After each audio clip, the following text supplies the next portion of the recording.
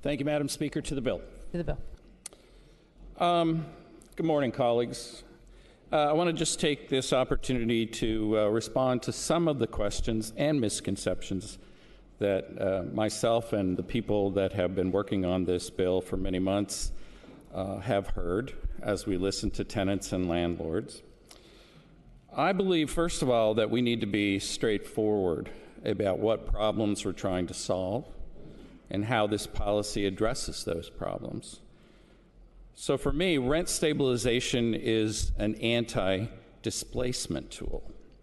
Across the nation, higher income individuals have been flocking to urban areas, leading to widespread displacement of low-income people and people of color from their communities. We also know, though, that has not just been a Portland sort of thing in our state, but a lot of people moving to this state have driven some of the displacement in rural communities as well. So we really have, I think, two things going on. We have a displacement crisis on the one hand, and we have a housing crisis on the other. So as demand to live in this state increases faster than available supply, many times current residents can no longer afford to live in their homes, and many are forced to move. So for me, by lifting the ban on rent stabilization, we're providing local jurisdictions with policy options that they can choose if they want to link or to think it, I'll try that again, to use if they think it will help address and slow economic evictions and displacements in their communities statewide. Rental stabilization is not intended to affect supply or the maintenance of existing units. The data from other jurisdictions demonstrates that it is successful in reducing displacement caused by excessive rent increases. The empirical literature also shows that rent stabilization does not on its own decrease new construction nor affect maintenance. Rent stabilization lives up to its name by interrupting tenant displacement and provided much needed elasticity to the rental market. So for me, limited supply and increased demand are driving much of the current crisis. Part of addressing this is the need for investment in new construction, absolutely, and we have had those discussions in our committee as well. Another tool for the policymaker is to slow the velocity of transitions by decreasing the number of units changing hands over a given period. Reducing the demand curve also helps to address the lack of secure and stable housing available to the 40% of Oregonians who are renters. So this addresses the fundamental difference between historical rent control policies versus modern rent stabilization. Now, I know there are some people who don't think there's a difference, but if you think about the old World War II era style rent control, that placed hard ceilings on the amount of rent landlords could collect indefinitely. And many of the fears we've heard about rent stabilization do indeed apply only to the outmoded notions of rent control, but not to our more modern concept known as rent stabilization. So House Bill 2004 is grounded in current notions of behavioral economics, transparent pricing information, market efficiency, and a return to local control so communities can develop appropriate standards. Rent stabilization simply regulates the amount and speed at which rents can be increased, which helps keep tenants' costs predictable while still allowing increases so landlords can earn profits. Allowing for regulation of rental policy closer to home can make the market more transparent, efficient, and predictable.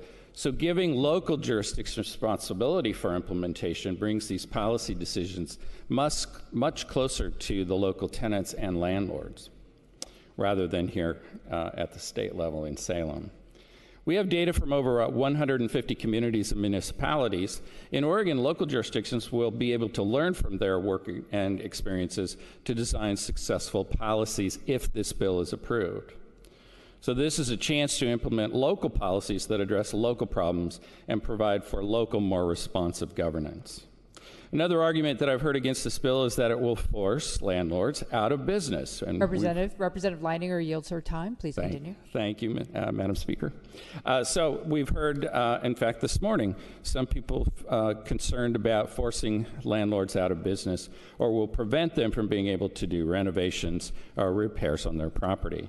Again, to be clear, any municipality that creates a rent stabilization program under this bill is required to allow for a fair rate of return for landlords. Now, the question is, who determines this sort of thing? Who decides what's fair? Local jurisdictions will have a public process to determine what makes sense in their community. And if landlords need to cover the costs of repairs or renovations, this bill provides for a process for them to appeal to a governing board for rent increases above the prescribed percentage. There is also the question about recouping the costs associated with the new construction of buildings. This bill exempts new properties, as I think my good Representative Meek referred to, for the first 5 years from the certificate of occupancy. That allows then time to recoup building expenses while encouraging investment in new construction. We've also heard some common questions and misconceptions about no-cause evictions. We've heard an argument recently that no-cause evictions are actually a positive thing for renters because they don't leave a mark on their record. Here's why that argument may not be completely accurate. Number one, a for-cause notice is good for the tenant. That's the claim. It ensures that they know the reasons they're being evicted. No cause does not do that. Here's another one. A for-cause notice allows the tenant an opportunity to cure minor violations, not to mention some basic due process before losing their home.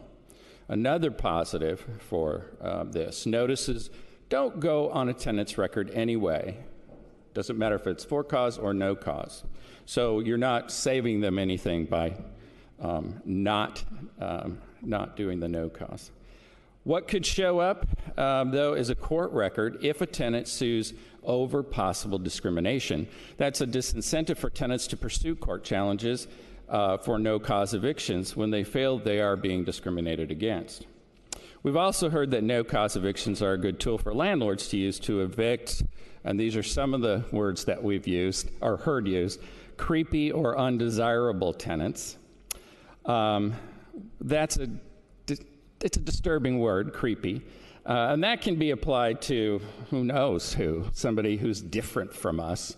And so it might be somebody worried about someone of color, it might be someone worried about someone with disabilities, it might be someone who's old and doesn't get around well and isn't very nice. So there's a lot of real problems with the term creepy, I think. If, however, a tenant is stalking someone, okay, there's a problem.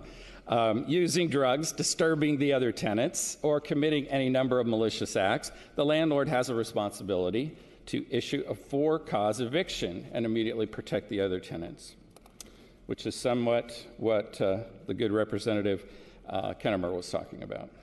I don't remember the district name. So I'm going to wrap this up. You're probably going, thank goodness. In closing, I'd like to acknowledge that I believe nearly everyone in this room understands that we're facing an affordable housing crisis. Absolutely. We may, however, differ in our beliefs on how we should solve this problem, but I believe we all have the best interest of Oregonians at heart. Solving this crisis will require a lot of different things, including increasing the supply of housing and preserving existing units. But we need stronger tenant protections too.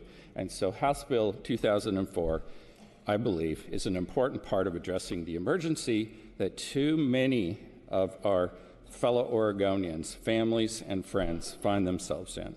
So thank you for your attention. Not surprisingly, I urge an aye vote. Thank you, Madam Speaker.